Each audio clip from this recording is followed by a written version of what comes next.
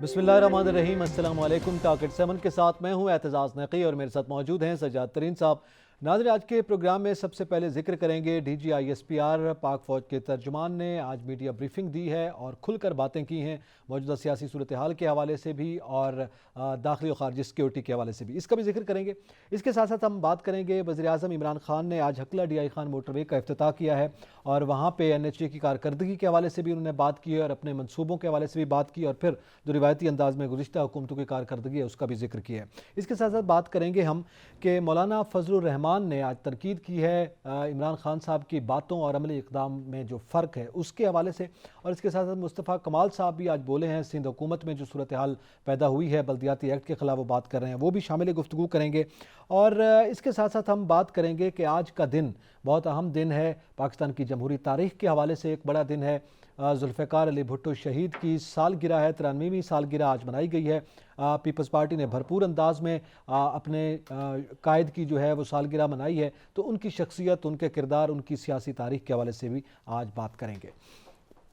तरीन साहब, सबसे पहले तो DGISPR ने आज कुछ बातें की हैं। रोज़ाना की बुनियाद पर आपके इल्म में है ये ख़बरें सामने आती रहीं, हम भी डिस्कस करते रहे और उस पर ये सवाल मैं भी आपके सामने पुट करता रहा कि क्या वजह है कि मियां नवाज़ शरीफ की डील के हवाले से गुज़िश्ता कई दिनों से बातें उभर कर सामने आ रही थीं।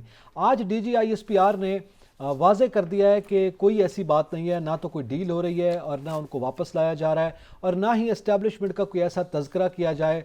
शाम के TV शोज़ में बैठकर जिस नौयत की बातें की जाती हैं तो ये सब बेसलेस बातें हैं। देखिए, मैं समझता हूँ कि DGISPR जनरल इफ्तिखार बाबर साहब ने बड़ी ज़बरदस्त बातें की हैं।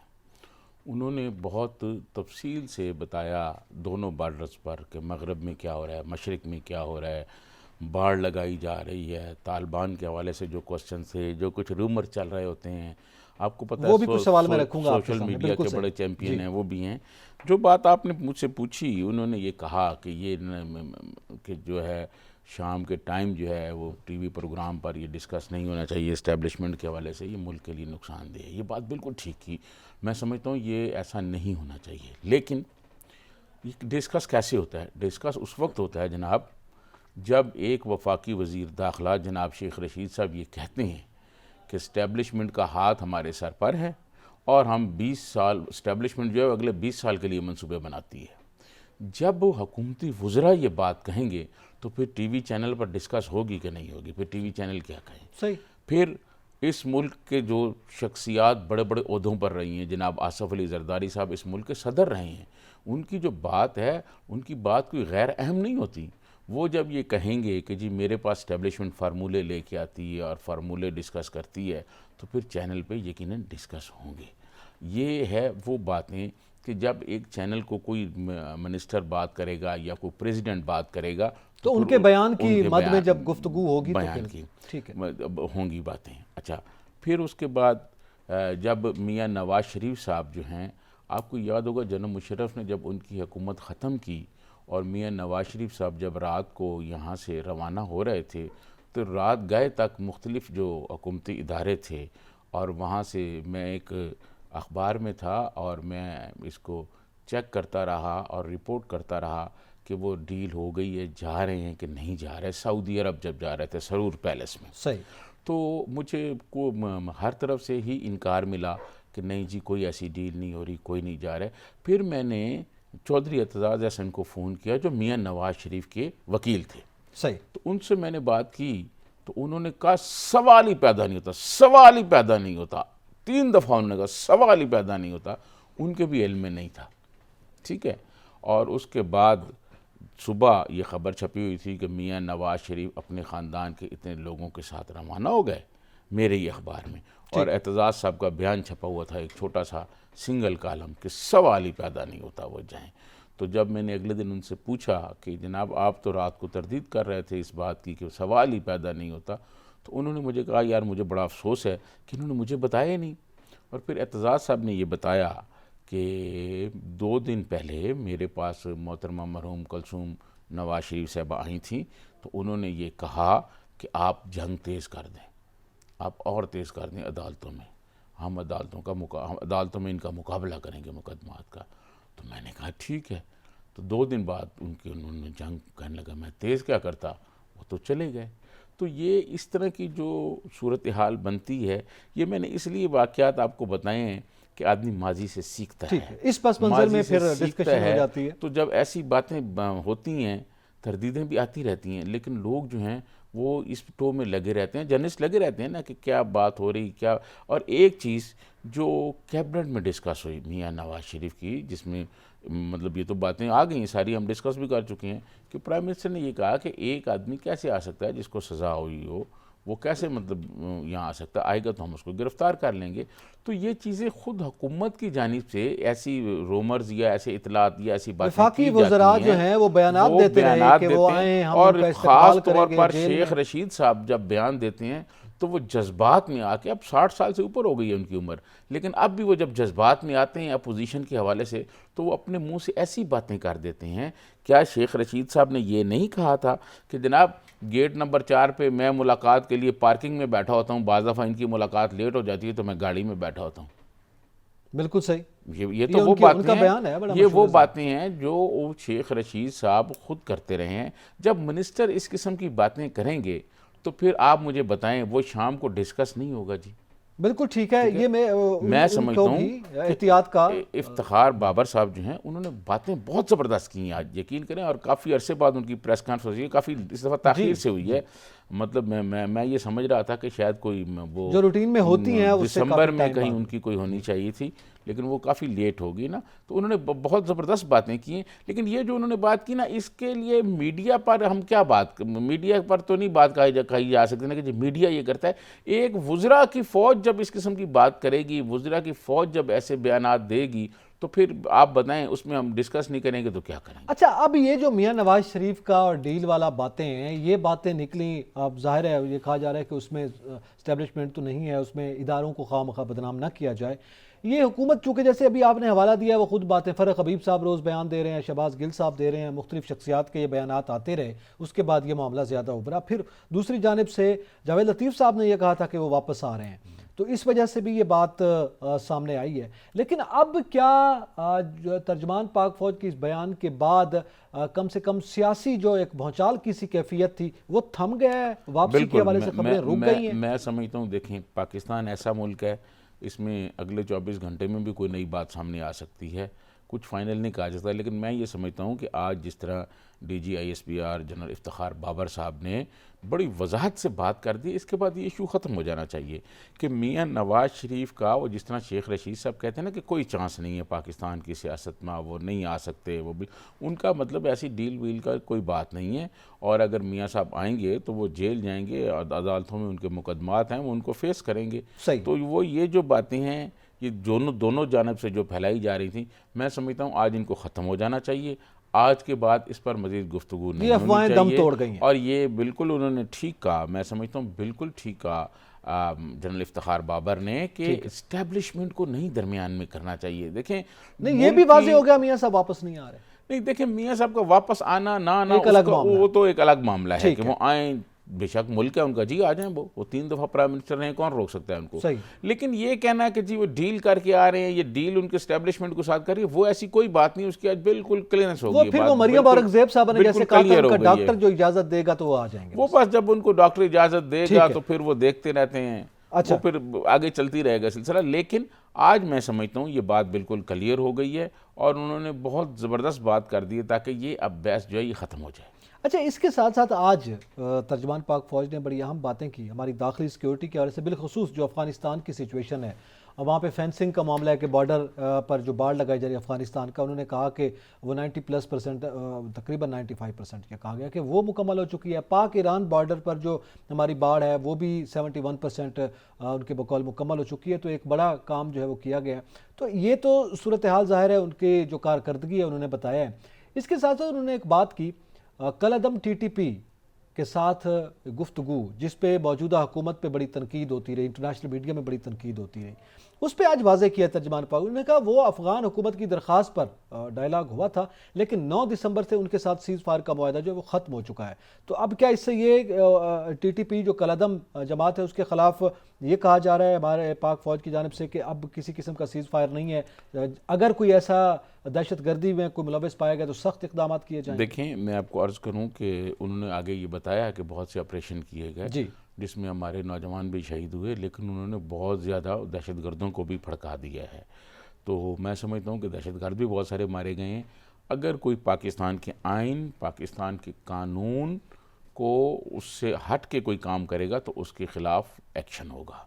یہ نہیں ہو سکتا کہ کوئی جناب جو ہے وہ گروپ یا کوئی جتھا، آج انہوں نے کہا نا کہ کوئی جتھا یا گروپ جو ہے وہ کوئی طاقت یا اسلحہ یا ایسی کوئی چیز استعمال کرے، اس کو نہیں کرنے دیا جائے گا. یہ بالکل واضح ہے. طاقت کا استعمال صرف ریاست کا استحکام طاقت کا استعمال صرف ریاست کرے گی، اور انہوں نے یہ واضح کہہ دیا ہے. اور اب ٹی ٹی پی کیا بیچتی ہے اور باقی کیا بیچتے ہیں، جو بھی ہوگا اگر وہ پاکستان کے آئین اور قانون کے مطابق رہیں گے تو ٹھیک ہوگی بات، اگر نہیں رہیں گے تو پھر ریاست ایکشن لے گی ان پر. اچھا، اسی پہ چونکہ فینسنگ کی بات کی جا رہی ہے، باڑ لگانے کے معاملے پہ گزشتہ دنوں اکا دکا واقعات بھی ہوئے ہیں اور اس کی کچھ ویڈیوز بھی ایسے وائرل ہوتی رہی ہیں، لیکن بذات خود یہ جو کام پاک فوج کر رہی ہے پاک افغان بارڈر پر باڑ لگانے کا، پاک ایران بارڈر پر باڑ لگانے کا، اس کے کیا آپ اثرات دیکھ رہے ہیں؟ یہ کتنا بڑا تاریخی اقدام میں ہے؟ سمجھتا ہوں آج جنرل افتخار بابر صاحب نے یہ کہا کہ وہ بالکل جو معینہ مدت ہے اسی میں لگے گی.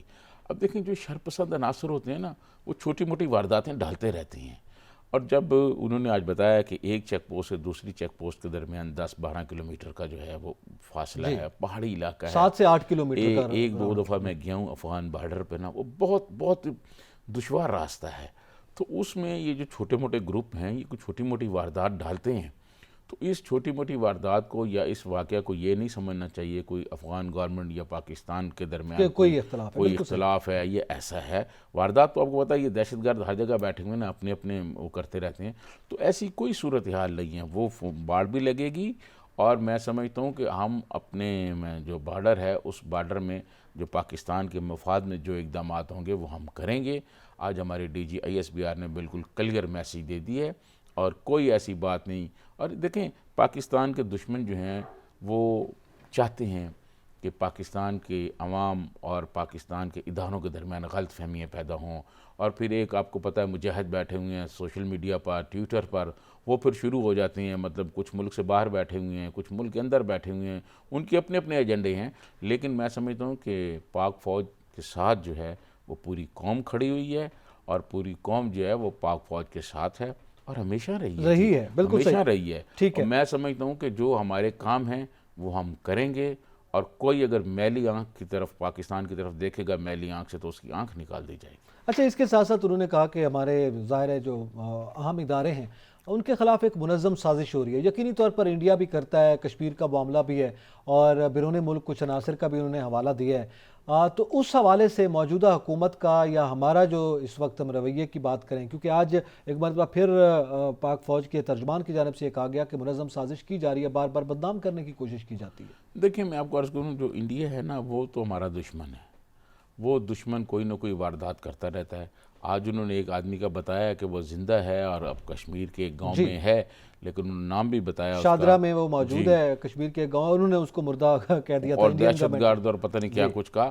انڈین جو ہے نا بنیادی طور پر پروپیگنڈا بہت کرتے ہیں، پروپیگنڈا میں بہت مطلب تیز ہیں. تو میں سمجھتا ہوں کہ ہمیں بھی ان کے پروپیگنڈا کا ایک جواب دینا چاہیے، نہ کہ ان کے پروپیگنڈا کو آگے بڑھانا چاہیے. ہمارے سوشل میڈیا پہ جو لوگ بیٹھے ہوئے ہیں نا کچھ اس قسم کا کرتے ہیں، ایسا نہیں کرنا چاہیے. کیونکہ پاک فوج جو ہے ایک عظیم فوج ہے، اور یہ فوج جو ہے یہ ملکی ضمانت، ملکی سلامتی کی ضمانت ہے. یہ پاک فوج کے نوجوان ہی ہیں جو بارڈر پہ کھڑے ہوتے ہیں اور ہم رات کو سوتے ہیں، اور بڑے بڑے چھوٹی چھوٹی عمر کے آپ نے دیکھا نوجوان جو ہے شہید ہوتے ہیں، بچوں جیسے ہیں، ہمارے بچوں جیسے وہ بچے ہیں. تو میں سمجھتا ہوں کہ پاک فوج کی بڑی قربانیاں ہیں، اور پوری قوم جو ہے وہ پاک فوج کے ساتھ کھڑی ہے، شانہ بشانہ کھڑی ہوگی. پہلے بھی کھڑی رہی ہے اور آئندہ بھی کھڑی رہے گی. اسی کے ساتھ ہی یہاں پہ وقت ہوا ایک بریک کا، ہمارے ساتھ رہیے گا.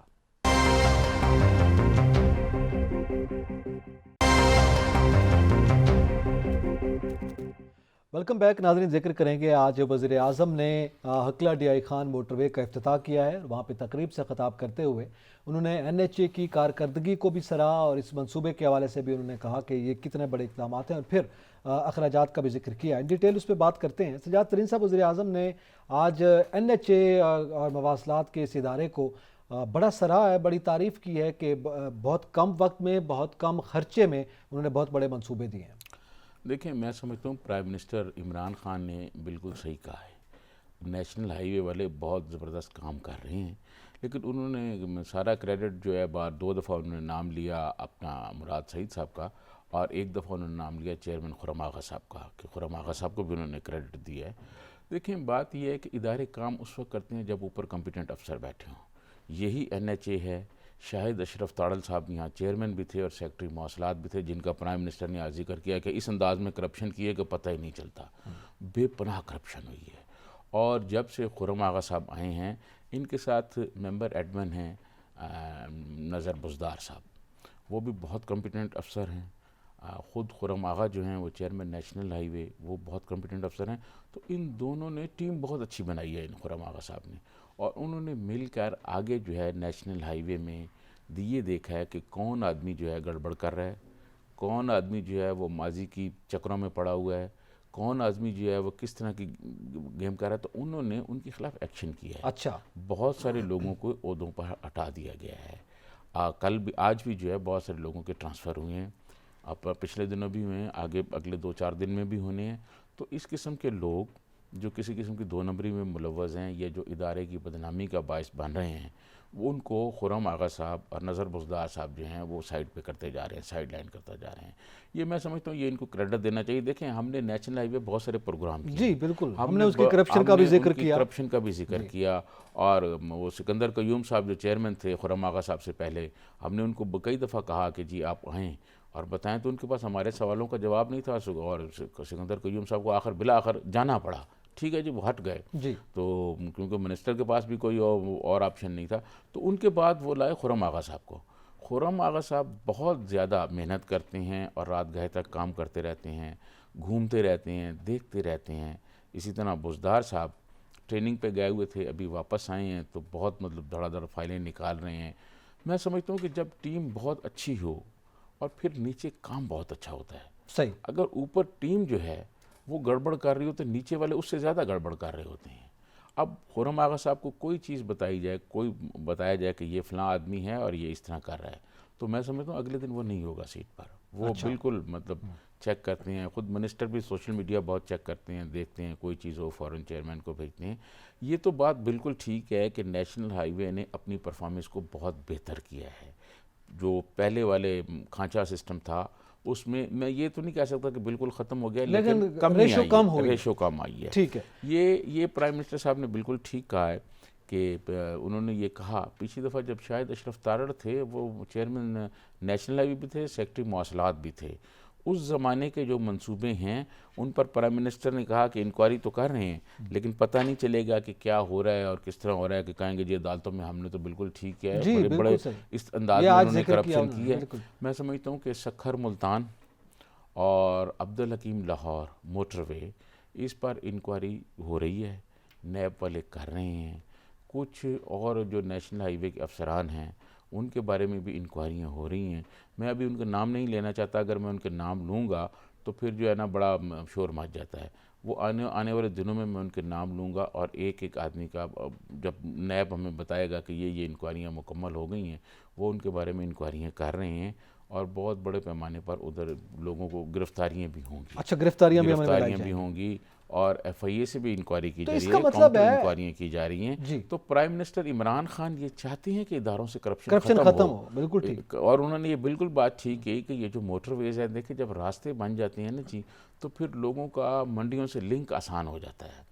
ये उन्होंने बिल्कुल ठीक कहा कि जहाँ रास्ते अच्छे ना हों वहाँ पर वहाँ के लोग पसमानदा रह जाते हैं, मवासलात का जरिया ही ना हो तो बिल्कुल सही। अब देखें, ये जो मोटरवे बनी है, यहाँ की जो इर्द गिर्द के इलाके हैं उनका सामान मंडियों में आना, वहाँ खुशहाली होगी, वहाँ मुआशी सरगर्मियाँ बढ़ेंगी, वहाँ के स्टूडेंट जो हैं वो आने जाने में उनको बहुत आसानियाँ होंगी। देखिए, जो दूर दराज इलाके होते हैं, अगर उनमें सड़कें ना हों, बेहतर कोई ट्रांसपोर्ट का निज़ाम बेहतर ना हो, تو مریض بیچارے دم توڑ جاتے ہیں، مریض دم ہاسپٹلز نہیں توڑ پہنچ جاتے ہیں، سکتے۔ بہت سارے مسائل ہوتے ہیں۔ آج پرائم منسٹر نے مریضوں کی بھی بات کی، جو میاں والی کا ہم کہتے رہتے تھے اپنے پروگرام میں، آج پرائم منسٹر نے کہا کہ جی مجھے بتایا گیا ہے کہ میاں والی میں یا بکھر کے قریب کوئی ایکسیڈنٹ ہوتا ہے تو وہ جی پھر جب بندہ جاتا ہے تو اسپتال پہنچتے پہنچتے ہی مر جاتا ہے۔ بالکل، یہ ایم ایم روڈ پر یہی دیکھتے ہیں نا آپ، دیکھیں بکر سے ملتان تک لایا جاتا ہے اور یہ بڑا مین روڈ ہے۔ آج انہوں نے کہا کہ اسی لیے ہم صحت کارڈ دے رہے ہیں تاکہ لوگ جو ہیں وہاں جا کے ہاسپٹل میں اپنا علاج کرائیں۔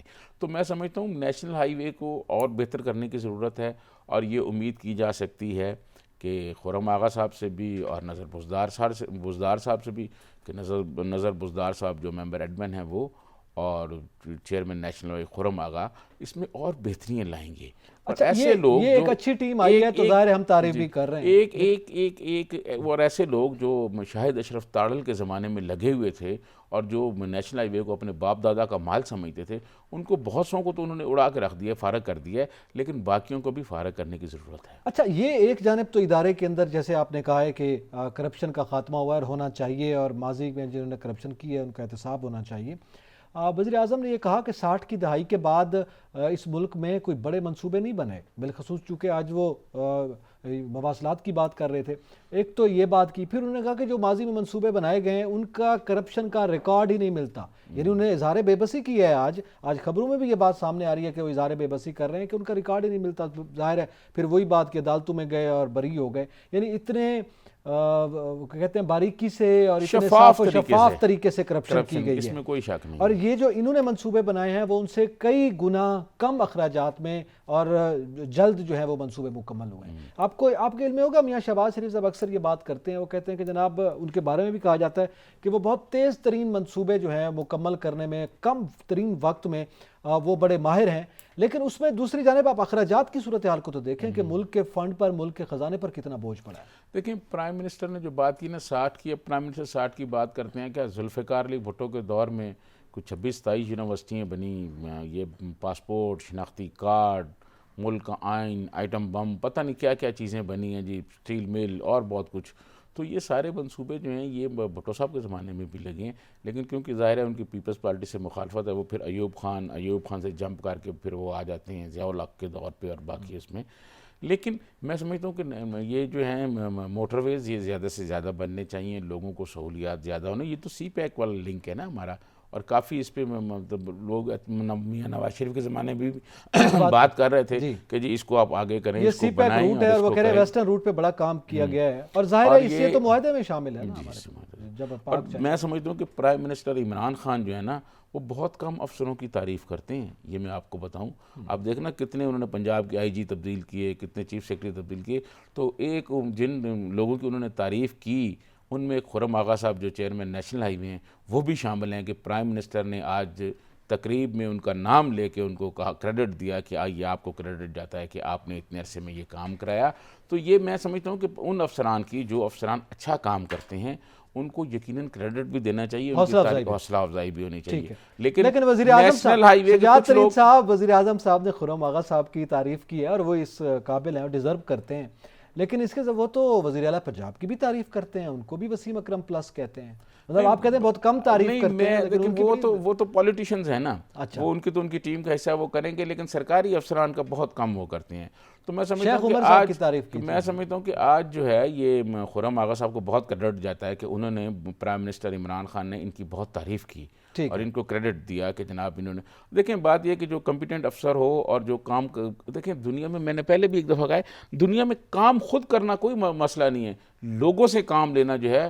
اور پھر ایسے ملک میں ہم بیٹھے ہیں کہ جہاں کوئی ہر افسر کے کچھ 4 MNA واقف ہیں، ہر افسر کے کوئی 2 وزیر واقف ہیں، کوئی کسی کے قبیلے والے ہیں، کوئی کسی کے مطلب رشتہ دار ہیں، کوئی کسی کے پڑوسی ہیں۔ آپ کو پتہ ہے کہ ہمارے MNA MPs بھی بڑے اثر انداز ہوتے ہیں کہ جی یہ ہمارا آدمی، یہ ہمارا، ان ساری چیزوں کو بھی خرم آغا صاحب اور نظر بزدار صاحب نے نظر انداز کر دیا ہے۔ اچھا، وہ بالکل کوئی پریشر نہیں دیتے، یہ تو میرٹ پہ بات اور اس کے نتائج بھی آ رہے ہیں، میرٹ پہ فیصلہ کرتے ہیں، اور یہ ایک بہت اچھا کریڈٹ ہے۔ دیکھیں ہمیں لوگ، بہت سارے لوگ ہم سے ناراض ہیں نا، ہم نیشنل ہائی وے پہ بہت پروگرام کرتے رہے ہیں، لیکن جو بات اچھی ہوگی ہم کہیں گے اچھی ہے، لیکن جو بات اچھی نہیں ہوگی پھر ہم وہ کہیں گے، پھر گلا نہ کریں، پھر ہم وہ کہیں گے کہ یہ اچھا نہیں ہوا۔ ٹھیک ہے، جس کی جو قابل اس کی تعریف بھی کرتے ہیں ورنہ تنقید بھی کی جاتی ہے۔ اس کے ساتھ سجاد ترین صاحب، یہ 60 کی دہائی کا تو خیر انہوں نے حوالہ دیا، سی پیک کا بھی حوالہ دیا گیا، لیکن ابھی ذکر ہوا ہے، یہ بڑی تعریف کی وزیر اعظم نے اور خرم آغا صاحب کی، جیسے آپ کہہ رہے ہیں کہ وہ ڈیزرو کرتے ہیں، بڑا اچھا کام کر رہے ہیں۔ یہ کیا معاملہ ہے کہ ملتان میاں والی روڈ جو کہ زیادہ جس کی ضرورت ہے، جہاں پہ عام آدمی اور محروم طبقہ اور پسماندہ طبقہ روزانہ حادثے میں جان چلی جاتی ہے، مریض نہیں پہنچ پاتا راستے کی وجہ سے، راستے کی خرابی کی وجہ سے تب جان چلی جاتی ہے، تو یہ بڑے مسائل ہیں۔ اور خود میاں والی تو ان کا علاقہ ہے جنوبی پنجاب میں، وزیر اعلیٰ پنجاب بھی وہاں کے ریلیٹڈ ہے، تو کیا وجہ ہے اس پہ کیوں توجہ نہیں دی جا رہی؟ ایم ایم روڈ پر کام ہو رہا ہے، وہ شروع ہونے والا ہے کام، اس پہ سارے دیکھا جا رہا ہے، سروے وغیرہ ہو رہے ہیں، جو وزارت مواصلات کے لوگوں نے مجھے بتایا تھا۔ اس کی ریپیئرنگ کی، اس کی مرمت کی بات کی جا رہی ہے، صرف اس کو مرمت کر دیں گے، وہاں پہ تو ون وے ہونا چاہیے۔ میں سمجھتا ہوں اس کو بہتر انداز میں کریں گے، لیکن جب یہ موٹر وے بن جائے گا نا تو اور اس پر ٹریفک یقیناً اور کم ہو جائے گی۔ یہ جو موٹر وے جب ہوگا تو بہت سارے ہوں گے، لیکن وہ بھی ہونا چاہیے، وہ بالکل ہونا چاہیے۔ ہمارے بہت سارے لوگ اس کی شکایت کرتے ہیں کہ ایم ایم روڈ جو ہے اس پہ بڑے مسائل ہیں، اور بہت اس کو تو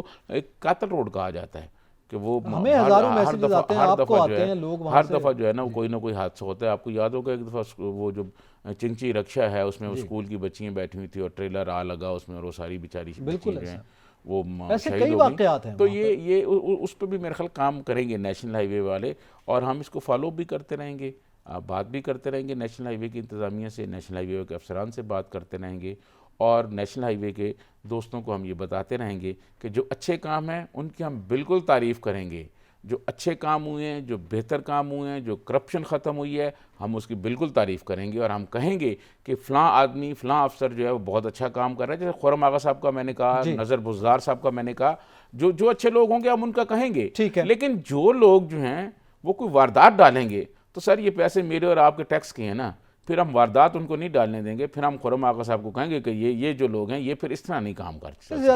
تو یہ دونوں طرف ہوگا، یا تعریف کی جائے پھر میڈیا پر کچھ الزامات بھی آتے ہیں نا۔ دیکھیں میں آپ کو بتاؤں، بات یہ ہے کہ ہم نے بہت مطلب پروگرام کیے نیشنل ہائی وے پہ، یہ ٹھیک ہے، اور ہم آئندہ بھی کرتے رہیں گے، لیکن ہم یہ چاہیں گے کہ اگر چیزیں شفاف چل رہی ہیں، بہتر انداز میں چل رہی ہیں، اور جس کی امید ہم کر رہے ہیں کہ خرم آغا صاحب جو ہیں وہ اس کو بہت بہتر انداز میں چلائیں گے۔ اچھا، یہ آج وزیر اعظم نے صحت کارڈ کا ذکر کیا، آپ نے بھی حوالہ دیا، انہوں نے کہا 2022 میں پنجاب کے ہر خاندان کے پاس 10 لاکھ روپے انشورنس والا صحت کارڈ ہوگا۔ آپ بڑے حامی ہیں صحت کارڈ کے، اور آپ مسلسل اس پہ بات بھی کرتے ہیں۔ آج پھر وزیر اعظم نے اس کو ظاہر تاریخی اقدام قرار دیا ہے، اور بڑے فخریہ انداز میں انہوں نے کہا ہے کہ پنجاب کا ہر بندہ جو 10 لاکھ کارڈ کی شکل میں جیب میں اس کی ہوگا، جب بھی اس کو کوئی صحت کی سہولت کا مسئلہ ہوگا وہ جا سکتا ہے۔ اچھا، آپ نے مجھے کہہ دیا کہ میں کبھی حامی نہیں رہا سر صحت کارڈ کا۔ آج پرائم منسٹر نے وہ بات پھر کہی کہ ڈسٹرکٹ ہیڈ کوارٹر ہاسپٹل میں جو آپ نے پرسوں اپنے پروگرام میں کہی تھی کہ وہاں تو ڈاکٹر ہی نہیں جاتے۔ دیکھیں، پرائم منسٹر کا یہ کہنا کہ وہاں ڈاکٹر نہیں جاتے، یہ کوئی بات نہیں ہے۔ آپ پرائم منسٹر ہیں، فرنٹ سیٹ پر آپ بیٹھے ہوئے ہیں، آپ نے سسٹم ایسا بنانا ہے کہ ڈاکٹر وہاں جائیں۔ میں یہ کہتا ہوں کہ جتنے پیسے ہم یہ صحت کارڈ پہ لگا رہے ہیں، یہ صحت کارڈ کے ذریعے لگا رہے ہیں، اس سے بہتر ہے کہ ہم ہاسپٹل بہتر بنائیں، ہم ہاسپٹل زیادہ سے زیادہ بنائیں، تحصیل کی سطح پر ہاسپٹل بنائیں، ہم جو ہے اپنا کیا نام ہے ڈسٹرکٹ کی سطح پر ہاسپٹل بنائیں، تاکہ جو لوگ ہیں ان کو سہولتیں صحت کی گھر کے قریب ملیں۔ یہ جو صحت کارڈ ہے جی، یہ صحت کارڈ کر کے اور یہ کہنا کہ جی یہ کوئی پرائم منسٹر کی طرف سے یہ کہہ دینا کہ جی ڈسٹرکٹ اسپتال میں ڈاکٹر نہیں جاتے، بھائی حکومت کس لیے ہے، یہ منسٹر کس لیے ہیں، یہ ساری انتظامیہ کس لیے ہے؟ وہاں پہ کرپشن ہو جاتی ہے نا سجاد ترین صاحب، پھر چھوٹے ہاسپٹل میں بھی اتنی کرپشن ہو جاتی ہے، جیسے ابھی آپ نے پولی کلینک پہ آپ بات کرتے رہے ہیں، یہ جو سرکاری ہاسپٹل میں پھر فنڈز آتے ہیں، پھر ان میں کرپشن ہوتی ہے، وہ سب پھر پرائیویٹ خود سنبھالے گا، اور جس کو ضرورت ہوگی وہ جا کے کارڈ دکھائے گا اور اپنا علاج کروائے گا۔ میں آپ کو عرض کروں، یہ آپ نے بڑی زبردست بات کی ہے، لوگ بھی اس طرح کرتے ہیں کہ کیا جس شعبے میں کرپشن ہو اس کو بند کر دیں شعبے کو، یہ تو حل نہیں ہے نا۔ نقی صاحب حل یہ ہے، اس کا متبادل دے دینا، دیکھیں اس کا متبادل یہ کارڈ والا نہیں ہے سر کام، اس کے ذریعے آپ اگر ہاسپٹل بند کر دیں گے، یہ مختلف جو کمپنی ہیں، یہ پرائیویٹ کمپنیاں جو انشورٹ کا کام کرتی ہیں، آپ ان کے حوالے کر رہے ہیں قوم کو، اس طرح نہ کریں، آپ اس کی جگہ ہاسپٹل بنا کے دیں، اور ہاسپٹل زیادہ تعداد میں بنائیں۔ دیکھیں جی 22 کروڑ ہو گئی آبادی اس ملک کی، ہاسپٹل کم ہو گئے ہیں، ڈاکٹر کم ہیں، اور آپ یہ کہیں کہ جی ڈاکٹر نہیں جاتے، جناب یہ ملک ہے، یہاں ایک قانون ہے، ایک حکومت ہے، یہ کیسے ہوگی کہ ڈاکٹر نہیں جاتے؟ جو ڈاکٹر وہاں نہ جائے اس کے خلاف ایک کارروائی بھرپور کی جائے۔ 2-4 کے خلاف آپ ایکشن کریں اور پھر دیکھیں جب جاتے ہیں کہ نہیں جاتے۔ ٹھیک ہے، صورتحال بہتر ہو سکتی ہے۔ اور میں یہ سمجھتا ہوں ایک اور بات ہے کہ کسی بھی آپ ڈاکٹر کو جو ہے وہ نوکری دیں، آپ اس سے ایک باؤنڈ لکھوائیں گے جی وہ 5 سال کے لیے ڈسٹرکٹ ہاسپٹلز میں کام کرے گا، مختلف ڈسٹرکٹ ہاسپٹلز میں، ٹھیک ہے، ٹھیک ہے، نوجوانوں کو آپ بھیجیں نا جی، کیوں نہیں جاتے وہ؟ وہ تو یہ سر کوئی یہ وہ دیکھیں پھر بہت یہ- سارے بانڈ لکھوانے یہ- پڑیں گے یہ سجاد کوئی ترین صاحب، دیکھیں- ڈاکٹر سے بانڈ لکھوانا دیکھیں، یہ پڑے کوئی گا، بات نہیں ہے۔ پولیٹیشین سے بانڈ لکھوانا پڑے گا کہ آپ کے بچے اور آپ کا علاج بھی انہی وہ اور ہاسپٹلز بات میں ہے، ہوگا، نہیں دیکھیں آپ کے میں آپ کو بچے عرض کروں، پڑھیں گے انہی دیکھیں میں سرکاری آپ کو عرض سکولز کروں، میں۔ وہ میں اس بات کا حامی ہوں کہ یہ جو ہے جو MNAs MPAs ہیں ان کا علاج پاکستان میں ہونا چاہیے اور ان کے متعلقہ ڈسٹرکٹس میں ہونا چاہیے۔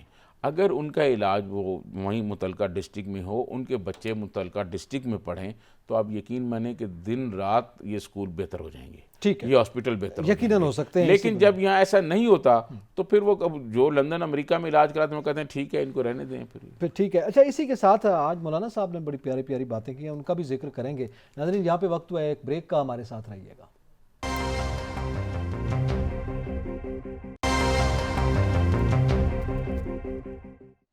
ویلکم بیک ناظرین، ذکر کریں گے مولانا فضل الرحمان کا۔ وہ گفتگو کر رہے ہیں، آج کل انہوں نے یہ بیان دیا ہے کہ عمران خان صاحب باتیں آئیڈیل کرتے ہیں مگر عملی اقدامات اس کے برخلاف ہیں، اور اس کے علاوہ کچھ ایشوز پہ بھی انہوں نے بات کی ہے۔ سجاد ترین صاحب، یہ بات آپ کتنی حد تک ویسے آپ اتفاق کر سکتے ہیں مولانا صاحب کی اس بات سے؟ انہوں نے تو ظاہر ہے وہ اپوزیشن میں ہیں، ان کا کام ہے تنقید کرنا، کہ لیکن آج اعتراف کیا مولانا صاحب نے کہ عمران خان صاحب کی کم سے کم گفتگو جو ہے وہ بڑی آئیڈیل ہوتی ہے، تو وہ انسپائرڈ ہیں ان کی گفتگو سے۔ دیکھیں میں آپ کو عرض کروں کہ مولانا فضل الرحمان صاحب جو ہیں بہت زیرک سیاستدان ہیں پاکستان کے، اور سیاست کو بہت سمجھتے ہیں، چیزوں کو بہت سمجھتے ہیں، آنے والے حالات کو سمجھتے ہیں۔ اور مولانا فضل الرحمان صاحب اپوزیشن میں بھی رہے ہیں، ضیاء الحق کے زمانے میں ایم آر ڈی کا حصہ تھے، اور اسی لیے پیپلز پارٹی والے ان کو اپنا ساتھی سمجھتے ہیں، بے شک ناراضگیاں بھی ہو جائیں لیکن زرداری صاحب ان کو اپنا دوست سمجھتے ہیں، اور بلاول صاحب بھی ان کا بہت احترام کرتے ہیں مولانا صاحب کا۔ صحیح، تو ظاہر مولانا ہے آئین کے بنانے میں بھی اس وقت بھٹو صاحب کے ساتھ بھی ان کے والد جو تھے ان کا بڑا ان رول کے والد تھے، جی۔ تو وہ چیف منسٹر بھی تھے کے پی میں۔ تو میں عرض کروں کہ ان کے جو والد محترم تھے وہ، اور پھر مولانا فضل الرحمان صاحب خود جو ہیں سیاست کو بہت بہتر طریقے سے جانتے ہیں۔ مولانا فضل الرحمان جو ہے نواب نصر اللہ خان صاحب کے ساتھ بہت ٹائم رہا ان کا، اور آخری جو 2002 کے انتخابات تھے اس وقت بھی ساری جماعتوں نے مل کر جو ہے وہ پلان کیا ہوا تھا پرائم منسٹر کا، اس میں پیپلز پارٹی چاہ رہی تھی مخدوم امین فہیم کو بنایا جائے، لیکن کچھ لوگ تھے مولانا فضل الرحمان کو، وہ پھر ان کے درمیان کوئی اختلاف ہو گیا، نہ بن سکے۔ مولانا فضل الرحمان صاحب ویسے کینڈیڈیٹ تھے وزیر اعظم کے۔ تو مولانا سیاست کو بہت بہتر طریقے سے سمجھتے ہیں، اور جب سے مولانا کی پارٹی نے کے پی میں بلدیاتی انتخابات جیتے ہیں، آپ نے دیکھا ہوگا ان کا وہ لب و لہجہ پہلے والا نہیں رہا، اب وہ اب ان کی صورت مختلف ہے، بالکل ہو صحیح گیا ہے۔ تو پہلے وہ جو باتیں کر رہے تھے، وہ جس غصے کا اظہار کر رہے تھے، اب وہ تھوڑا غصہ ٹھنڈا ہو گیا۔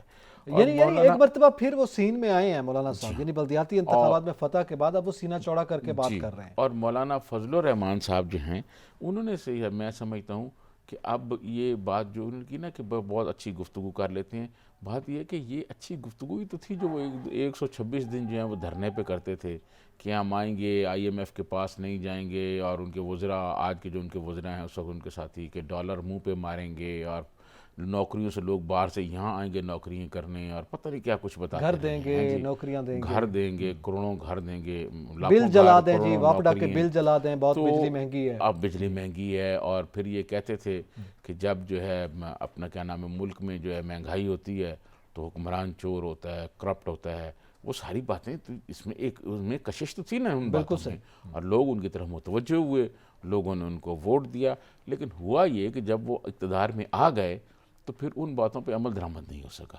اب وہ ہر بات کہتے ہیں کہ ریاست مدینہ، ریاست مدینہ، بھئی ریاست مدینہ کے جو حکمران تھے کیا وہ اس طرح حکمرانی کرتے تھے کہ لوگوں کے پاس کھانے کے لیے آٹا نہیں ہے اور ریاست مدینہ کے حکمران بیٹھے ہوں؟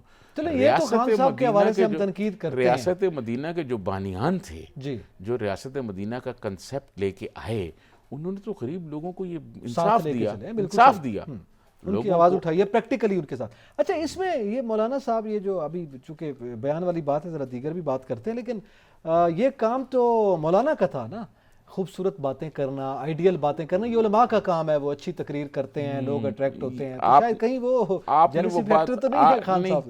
نہیں، وہ بات ایسی بات نہیں ہے، مولانا جو ہیں وہ مطلب کہتے ہیں کہ وہ بات ٹھیک کرتے ہیں، لوگ ان کی طرف گئے ہیں صحیح. لیکن اب کیونکہ اب آپ کو پتہ ہے کہ 3.5 سال سے زیادہ کا ٹائم ہو گیا ہے، اب بلدیاتی انتخابات کچھ ہو گئے ہیں، کچھ ہونے والے ہیں، اس کے بعد پھر جنرل الیکشن ہو رہے ہیں، ملک جنرل الیکشن کی طرف جائے گا جب اس حکومت کی مدت پوری ہوگی، تو اس میں اب جو نئی صف بندیاں ہونی ہیں نا سیاستدانوں کے درمیان، اس پر سمجھ لیں ابتدائی کام شروع ہو گیا ہے. اچھا، یہ اب ملاقاتیں یہ لہجے بتا رہے ہیں کہ نئی صف بندی ہونے جا رہی ہے، لہجے بتا رہے ہیں، اور یہ جو ملاقاتیں ہو رہی ہیں یہ نئی صف بندی کی نشانی ہیں کہ فیوچر میں کیا کرنا ہے.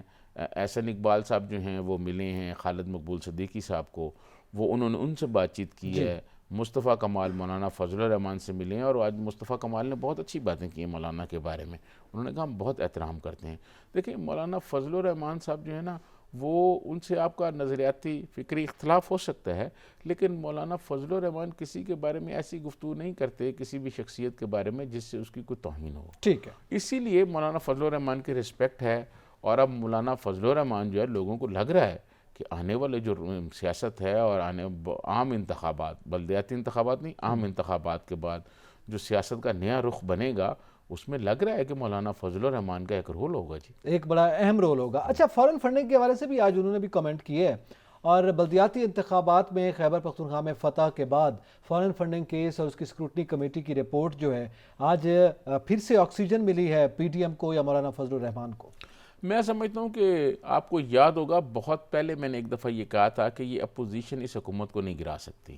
یہ اگر حکومت جائے گی تو اپنے بوجھ کے نیچے ہی دب جائے تو دب جائے اپنی غلطیوں کے بوجھ کے نیچے. تو میں سمجھتا ہوں کہ کل سے فروخ حبیب صاحب لگے ہوئے ہیں پریس کانفرنس کرنے، اور ان کے ساتھ جو ہیں فواد چودھری صاحب نے بھی ایک پریس کانفرنس داغ دی ہے. میں یہ سمجھتا ہوں کہ کوئی وہ جواب نہیں دے سکے جو جواب ان کو دینا چاہیے تھا. دیکھیں، آپ میڈیا میں آ کے آپ پر الزام لگتے ہیں، آپ یہ کہ ہم نے یہ کہہ دیا ہے، رپورٹ آپ نے اس طرح پڑھی ہے، میڈیا نے خبر اس طرح بنائی ہے، یا اس کو چھوڑیں. آپ الیکشن کمیشن میں بتائیں نا. یہ کئی سال سے کیس چل رہا ہے، جو ڈیمانڈ آپ سے الیکشن کمیشن کر رہا ہے، آپ الیکشن کمیشن کو اس کا جواب دیں، پھر آپ باہر آ کے نہیں. لیکن اپوزیشن کو تو فائدہ ہو گیا نا. چلے وہ پھر بیانات سے بھی الٹا اپوزیشن کو فائدہ ہو رہا ہے. اپوزیشن کو فائدہ ہو یا نہ ہو، لیکن اپوزیشن اس میں سیاست تو کر رہی ہے اور حکومت کے لیے ایک سبکی کا باعث بن رہی ہے. یہ باتیں وہ بات کر رہے ہیں. ابھی ہم جب آ رہے تھے پروگرام کے لیے تو پرائم منسٹر کا بھی ایک ٹویٹ چل رہا تھا.